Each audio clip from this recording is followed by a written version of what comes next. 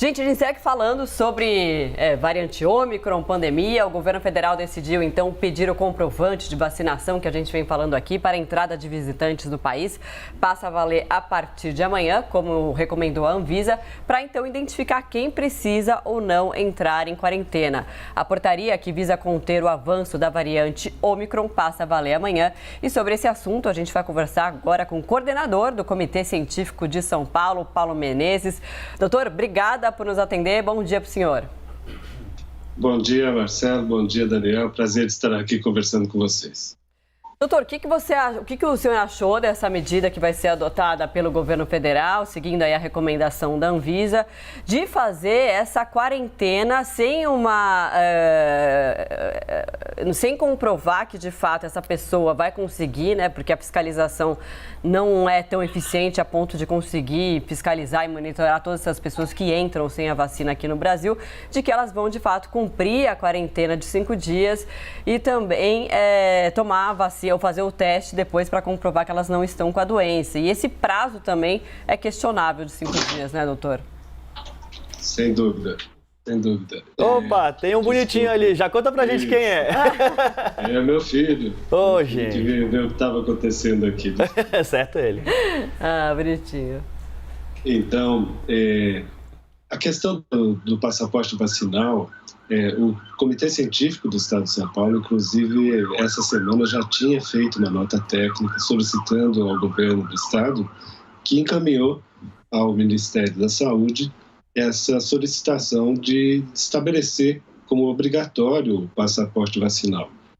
As vacinas, elas reduzem muito a chance das pessoas contraírem vírus, serem infectadas, e quando isso acontece, elas reduzem também a chance das pessoas transmitirem o vírus para outras pessoas. Então, essa é a medida mais segura para evitar que novas variantes trafeguem de um lugar para o outro, especialmente de um país para o outro. Muitos países no mundo já estão adotando esse passaporte vacinal como obrigatório. Aqui, essa medida do governo federal, ela coloca a possibilidade do passaporte vacinal, mas não a obrigatoriedade, de forma que pessoas que não estão protegidas com vacinas, elas também podem vir para o Brasil, e aí se estabeleceu essa chamada quarentena de 5 dias, que é uma medida que nós não temos nenhuma ideia da sua eficácia no sentido de impedir que novas variantes adentrem o país e comecem a se transmitir na nossa população. Doutor Paulo, daria para... O próprio governador João Dória falou que adotaria a partir do dia 15, caso o Ministério da Saúde, o governo federal, não fizessem. Daria para, em São Paulo, de fato, colocar essa proibição? Não vacinados não entram? Essa seria a melhor recomendação? Eu não posso detalhar, porque não conheço profundamente, quais seriam os aspectos logísticos da implementação dessa medida. Do ponto de vista sanitário, sim, nós gostaríamos de poder proteger a população paulista, a população que vive no estado de São Paulo, desse tipo de exposição. Mas o ideal seria o governo federal estabelecer para todo o país, já que as principais portas de entrada, o controle é federal, como aeroportos e portos. Mas essa decisão de pedir ao Ministério da Saúde o passaporte da vacina, senão vocês implementariam, esse pedido continua valendo? Continua valendo, sem dúvida nenhuma. Doutor Paulo, já que temos essa realidade até então, sobre a quarentena de 5 dias, como deve ser essa fiscalização? O secretário executivo do Ministério da Saúde falou que cabe às vigilâncias estaduais e que uma ligação, por exemplo, poderia ser feita. Isso funciona, doutor?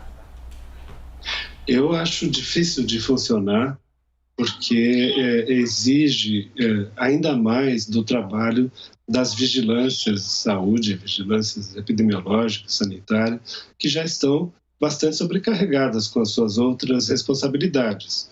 Então, é uma atribuição também deles, quando a pessoa está já no território proceder com as medidas de vigilância, mas é uma atribuição a mais. Então, eu acho que seria mais eficiente a instituição do passaporte vacinal e não essa possibilidade de ter essa quarentena, inclusive de 5 dias.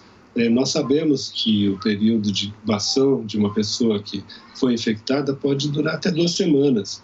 Então, 5 dias é um período que não sei exatamente de onde é que ele surgiu para ser determinado dessa forma.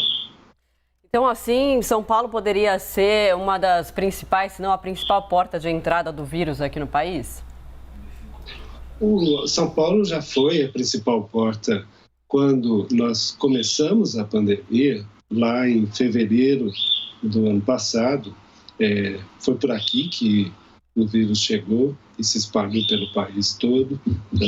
Porque aqui nós temos o principal aeroporto internacional do país e que movimenta milhares de pessoas todas as semanas.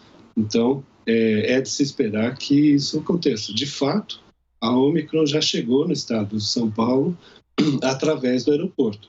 Até o momento, nós só temos notícia de 3 casos aqui no estado que estão bem monitorados, mas não temos ainda identificação dessa variante de transmissão local, felizmente. Mas, sem dúvida, que é por aqui que é a maior chance dela entrar no país. Inclusive por conta dessa falta de fiscalização que vai ser muito difícil dela ser feita de acordo com a portaria que foi aí anunciada pelo governo federal, né? Exatamente. Seria muito mais simples o passaporte vacinal, como é exigido para que brasileiros viajem para vários outros países. Nós não podemos sair daqui para outros países sem apresentar no embarque o passaporte vacinal. Isso vale até para outras vacinas. Tem sido citado o caso da vacina para a febre amarela, que já é antigo. Nós, para viajarmos para outros países e pessoas que vêm para regiões de transmissão da febre amarela, eles precisam apresentar o passaporte antes de embarcar. Isso é muito mais simples, mais eficiente e eu acredito que deveria ser adotado, sim. Doutor Paulo, muito obrigado por conversar conosco aqui no Live CNN. Foi um prazer. Um bom dia.